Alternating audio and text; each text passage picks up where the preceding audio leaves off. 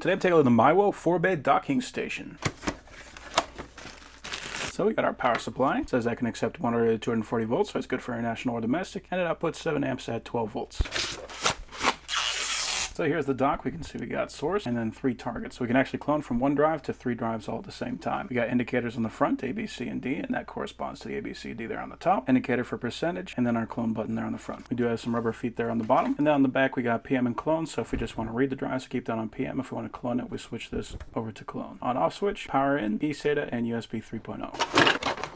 That's interesting. So we got some mounting solutions. So this is going to be, if you have a 3.5 size drive, so one of those old mechanical spinning rust drives, you can use it like that. Or we can stuff this guy in, and now we get some support for a 2.5 size drive. Interesting solution. Then we got our cables. So here is our power plug, and here is our data cable. We do have some instructions that let you know exactly how to clone this guy, and it does say source must be smaller than the target. So it cannot clone from a larger size capacity to a smaller size drive. So first I'm going to switch it to PM. And turn it on. So we can see the LEDs on here, and we can see the A is lit up, and it is flashing, let us know that it is reading the drive. Did pick that up right away, and we can read those files. So I'm going to clone this drive to the other drives. Shut this guy off. Now for this, we do not need the laptop. This is going to be all done just with the cloning tool by itself. So it's in clone, turning it on. We can see it is reading all 4 drives. I'm going to hit clone once, and then hit it again. Okay, so right now it's at 0%. I'm going to go ahead and let that guy go.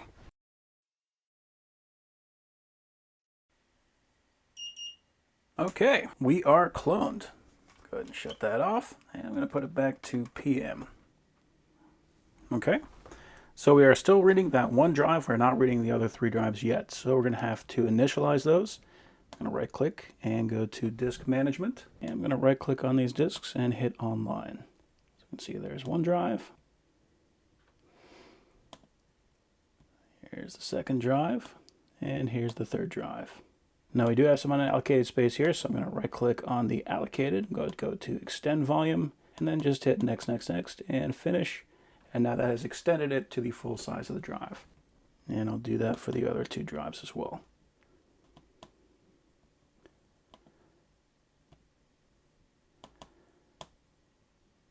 Okay. And we do have all the same files on those drives. Cool. So the last thing I want to check, I'm going to do a speed test. Okay, so we're looking at about 230 megabytes max speeds read and write. Just out of curiosity, I'm going to test 1 more drive. Okay, so we're looking at about approximately the same speed, 230 megabytes per second. Now, if you're to take these drives and plug them directly into a computer, you could typically see about 500 megabytes per second. If all you're doing is transferring files to and from those hard drives, this is going to be perfectly acceptable. So overall, that is an excellent cloning dock.